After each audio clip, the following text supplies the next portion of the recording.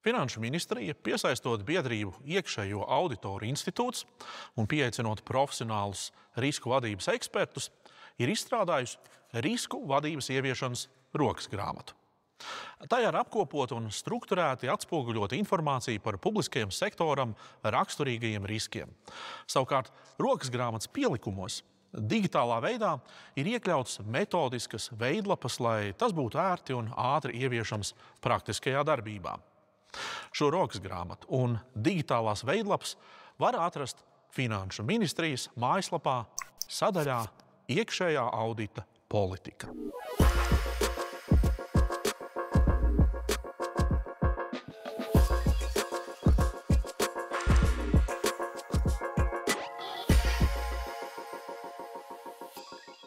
Viens no svarīgākajiem efektīvas iestādes pārvaldības aspektiem ir risku kultūra. Risku kultūra ir korporatīvo vērtību, normu, attieksmes, kompetences un uzvedības kopums, kas saistīts ar risku apzināšanos, riska uztveri un risku uzņemšanos, aktīvu lēmumu pieņemšanu, kas veicina iestādes risku vadību. Lai to nostiprinātu un attīstītu, iestādē jāievieš uz riskiem orientēta domāšana un riskos balstīta lēmumu pieņemšana. Risku kultūra ir svarīgs stūrakmens veiksmīgai, dzīvai un praktiskai risku vadībai iestādē. Kas ir risku kultūra? Risku kultūra var šķist netverams jēdziens, taču tas apzīmē ļoti reāls procesus un parādības iestādes ikdienā. Par iestādes kultūru var uzskatīt kopīgu vērtību sistēmu, kas nosaka to, kas ir svarīgs, un normas, kas regulē iestādes darbinieku attieksmi un uzvedību. Risku kultūra ir iestādes kopējās kultūras sastāvdaļa. Risku kultūra veido individu un grupu vērtības, uzskati, pārliecības, pieredze, zināšanas, risku vadībā un izpratni par risku kopumā. Tā atkarīga arī no tā, kādas ir risku apspriešanas un reaģēšanas tradīcijas iestādē. Risku kultūra ir tas, ko un kā jebkurš iestādes darbinieks dara attiecībā uz riskiem, neatkarīgi no tā, vai šis darbinieks tiek uzraudzīts un vai viņa darbība nosaka kāds no iekšējiem vai ārējiem normatīvajiem dokumentiem. Iedziļinoties vairāk, var minēt dažus citus aspektus, kas veido risku kultūru. Risku kultūras aspektu modelis identificē 8 risku kultūras aspektus, galvenos risku kultūras veselības rādītājus, kas saskaņot ar iestādes biznesa modeli. Šie aspekti ir sagrupēti 4 tēmās – tonis no augšas, pārvaldība, kompetence un lēmumu pieņemšana. Vēl viens modelis, kas var palīdzēt izprast risku vadības kultūru, ir risku kultūras ietvers.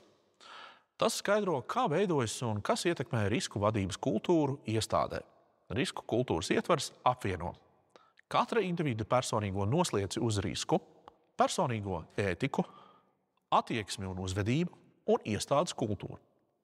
Ir svarīgi atzīmēt, lai sasniegtu risku vadības brieduma augstākos līmeņus, ir nepieciešams aktīvs iestādes augstākās vadības un pārējās vadības komandas atbalsts, jo iestādes vadības attieksme un risku vadības pieeja atspoguļojas iestādes vispārējā kultūrā un pārvaldībā.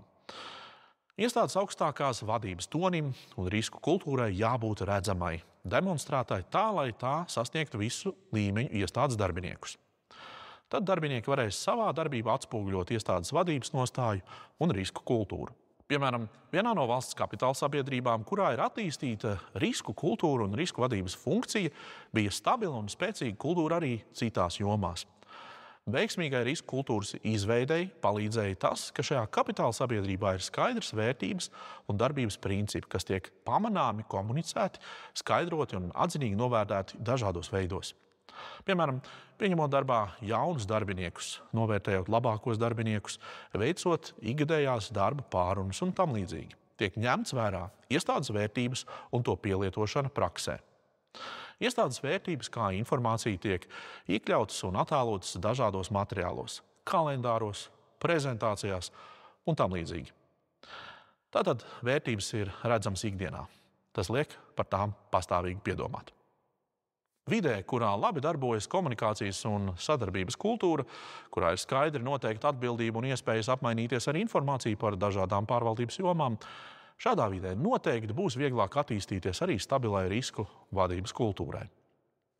Piemēram, ja iestādē atvērti un regulāri notiek informācijas apmaiņa par citām jomām, tādām kā kvalitātes vadība, personāla vadība, budžeta un strateģiskā plānošana, Tādā visdrīzāk darbinieki būs atvērti sarunām par riskiem, un šādā vidē risku kultūrai būs iespēja labi attīstīties. Iestādes vadībai ir jārāda piemērs. Ja vadība vēlas, lai ik viens iestādes darbinieks tiem sekot ar savu rīcību un ievērotu konsekvenci gan rīcībā, gan attieksmē. Iestādes līderim ir jābūt atvērtam, lai saņemtu no darbiniekiem informāciju par problēmām un riskiem. Augstākajai vadībai ir jānodrošina, ka tiek sniegta skaidra un nepārprotama informācija par to, kāda uzvedība ir sagaidāma no darbinieka riska vadības ietvaros. Lūk, daži piemēri, kā iestādes vadība var demonstrēt līderību risku kultūrā. Pastāv vienota izpratne par risku vadības nepieciešamību, mērķiem un pieeju visā vadības komandā. Tiek nodota skaidra ziņa par risku vadības mērķiem, kas tiek sagaidīts no risku vadības, no risku īpašniekiem. Notiek regulāra informācijas apmaiņa par riskiem. Vadība ir gatava pārunāt kļūdas, mērķu neizpildi. Un pieaugot risku līmenim vai riskiem iestājoties, netiek meklēti vainīgie, bet apzināti iespējamie risinājumi. Tāpat pozitīvie piemēri un veiksmīgā pieredze risku vadībā tiek izcelta un novērtēta. Iestādes vadība spēja parādīt, ka risku vadības rezultāti ņemti vērā iestādes stratēģijā, plānos un lēmumos. Risku kultūras ieviešana ir ilglaicīgs un nevienmēr vienkāršs process, kam jāsākās no iestādes līderu puses, apzinoties, ka risku vadības process ir kopīgs iestādes uzdevums un atbildība.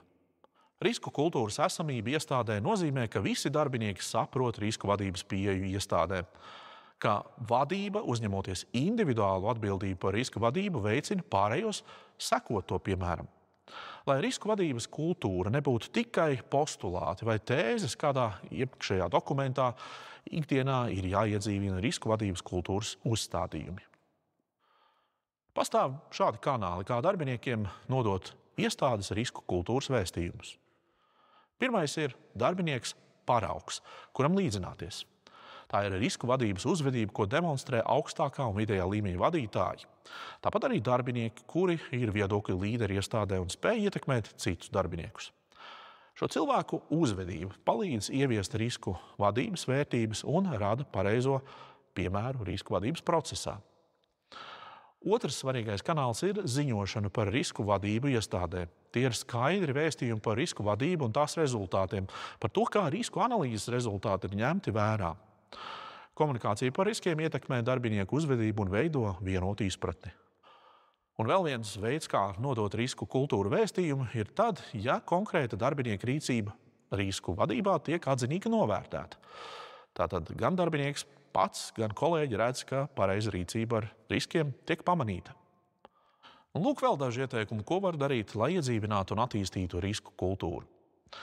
Ir svarīgi skaidri definēt iestādes vērtības. To var nebūt daudz, bet caur tām var iedzīvināt vispārējo iestādes kultūru un tā skaitā arī risku kultūru. Otrs ieteikums ir aicināt iestādes augstāko vadību iesaistīties risku vadības procesā darbiniekiem pamanāmi un saprotami. Tā darbinieki redzēs, ka vadība iesaistās risku analīzē un rezultātu izmantošanā. Nākamais ieteikums ir regulāri pilnveidot darbinieku zināšanas par risku vadību, un ir daudz veidi, kā to darīt. Gan iekšēji organizēti semināri, informēšana, atgādināšana par iekšējiem dokumentiem, gan arī ārējās mācības. Ik pa laikam ieteicams veikt aptaujas vai risku vadības sistēmas pašnovērtējumu, lai objektīvāk novērtētu un pamanītu nepieciešamos uzlabojumus. Nākamais ieteikums vai pat nosacījums ir iekļaut darbinieku amatu aprakstos pienākumus, kas attiecas uz risku vadības jomu. Tādā veidā darbinieki cieši sapratīs savu saikni ar risku vadību un risku kultūru. Un visbeidzot ieteikums pēc iespējas aktīvāk izmantot jau esošās iestādes iekšējos komunikācijas kanālus informācijas apmaiņai par riskiem. Jums noteikti pastāv regulāras sanāksmes vai ziņošanas nosacījumi. Tajos var iekļaut arī sadaļu par riskiem un kā veicies ar to pārvaldību. Nākamajās video sadaļās tiks detalizētāk aprakstīts risku vadības process un tā galvenie posmi.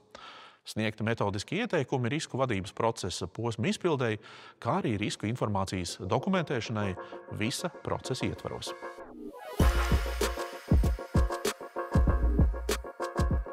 Šis risku vadības ieviešanas materiāls ir viens no vairāku video sērijas. Pārējie ir pieejami Finanšu ministrijas mājaslapas sadaļā Iekšējā audita politika.